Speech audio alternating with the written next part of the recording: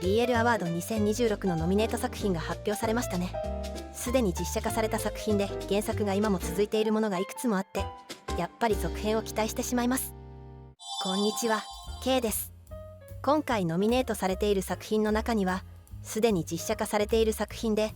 原作が今も続いているものがあります。それを見るとやっぱり続編を期待してしまいますよね。以前にもそういった作品を3つ挙げた動画を作りましたが、原作を読んでいる方も読んでいない方も皆さんのお気に入りは入っているでしょうか。今日は BL アワード2026のノミネート作品を見ながら、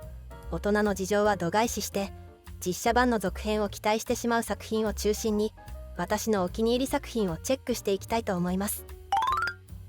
私の場合、音声化された作品をきっかけに知った作品や作家さんの作品、実写化されたもの以外ではあまり漫画を読まないので、総合コミック部門の中で読んだ新しい作品はありませんでした。結果発表の後で気になるものがあれば読んでみようと思っています。シリーズで追いかけている作品が多いので、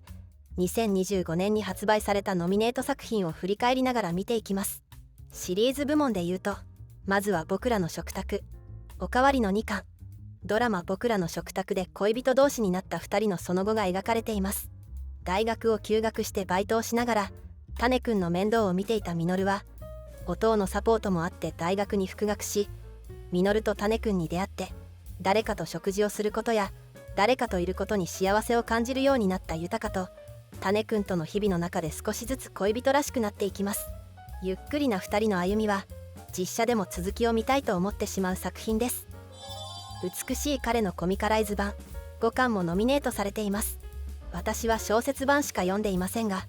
この5巻ですれ違い続けてきた2人がやっと結ばれるところまで来たようですね。小説の美しい彼とドラマ版のシーズン1にあたる部分までです。その後シリーズは憎らしい彼が劇場版に、さらに悩ましい彼、ままならない彼と続いています。以前にも続編を熱望している作品として挙げましたが、悩ましい彼とままならない彼をベースにした実写の続編をぜひ見たいです。実写版は原作から大きく改編されている作品なので、小説版やコミカライズ版はまた違った楽しみ方ができる不朽の名作だと思っています。セラピーゲームリスタートの6巻もノミネートされていますね。私が原作を追っていた人気作品で、実写版は記憶に新しく、舞台も終わったばかりでしょうか。原作ではその後も2人のラブラブな関係が続いていて、こちらも続編ができる作品ではありますね。ギブンテンスミックスは完結したシリーズの10年後を描いた作品です。これは個人的にぜひアニメでまた見たいと思ってしまう作品です。以前動画にした際のリンクは概要欄に貼っておきます。他にも実写化とは関係なく追いかけているお気に入り作品がいくつかノミネートされていますが、中でもこちら裏切り者のラブソングは間もなく4巻が発売され、3巻のドラマ CD の発売も決まっているので、とても楽しみにしています。これはイタリアマフィアの次期ボス候補の幼なじみ2人の話。ぜひともアニメ化してほしい作品です。スモークブルーの雨のち晴れ7巻はアラフォー2人の淡々とした日常を描いた作品で、かなりのお気に入りです。1巻のボイスコミックが YouTube で公開されているので、ご覧になった方はいらっしゃるでしょうか。まだで興味のある方は概要欄のリンクから見てみてください。これを無料で見ていいの？という贅沢な話です。他にもまだまだシリーズが続いてほしい作品がたくさんありますね。残念ながらノミネートされなかった作品の中に日だまりが聞こえるの最新刊があります。これもドラマの後も浩平と太一の人生は続いていて、原作で2人のその後を追っています。恋人としての進展はあまりない2人ですが、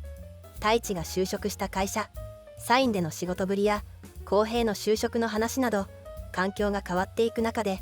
悩みながらもいろいろな人との関わりが増え、2人の気持ちもどうなるのかやきもきしながらのんびり追っている状態です。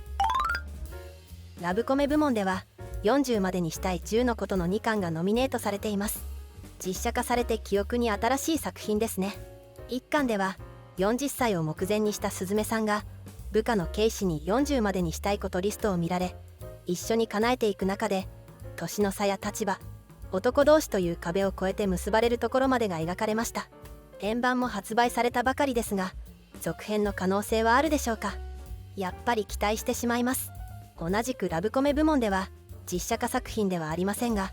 個人的に良かったと思ったのがこちら、焦がれた糸を結んでおやすみ。こちらもボイスコミックが YouTube で無料公開されています。赤い糸が見える不思議な力を持つ編集者のゆりのくんが担当することになった新進気鋭の作家本庄先生。その指に太くつながる赤い糸から始まる物語で、先生にもまた不思議な力があってというファンタジー要素はありますが、とても良い話で何度も見返してしまう私のお気に入りです。こちらも概要欄にリンクを貼っておきます。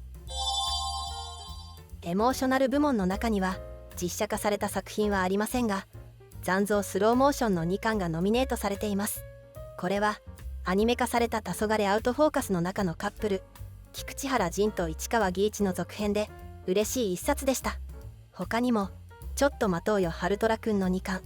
ロスタイムに花向けを、ホームアンドアウェイなど嬉しい続編がノミネートされていました。このできれば愛を綴りたいは現在放送中のドラマ親友の同棲してにうんっていうまでの原作者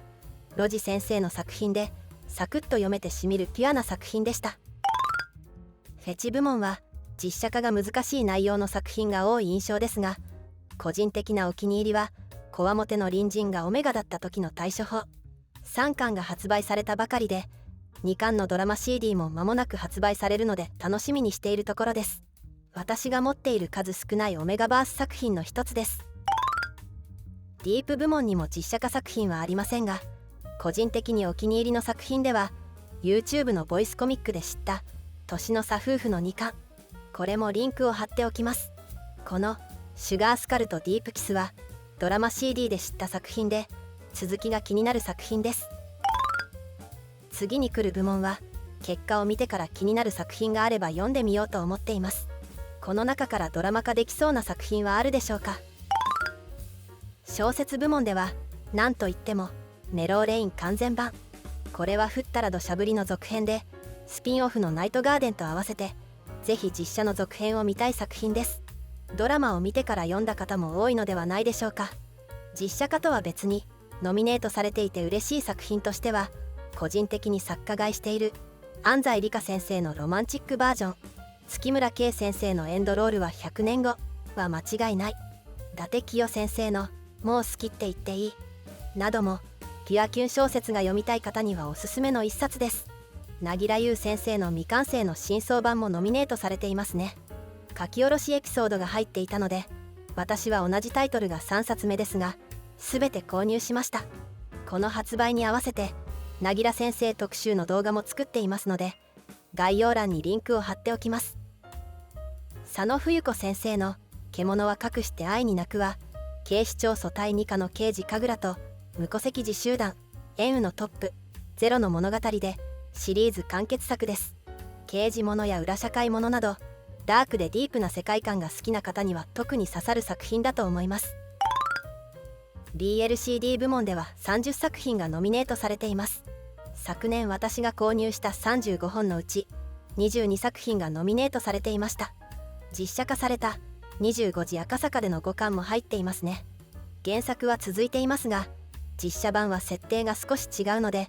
シーズン3を期待しつつ様子を見たいところです。他にも40までにしたい10のことやさえずる休館など納得のノミネート作品が並んでいます。一穂道先生のアンティミテ、これは小説原作のドラマ CD で素晴らしかったです。以前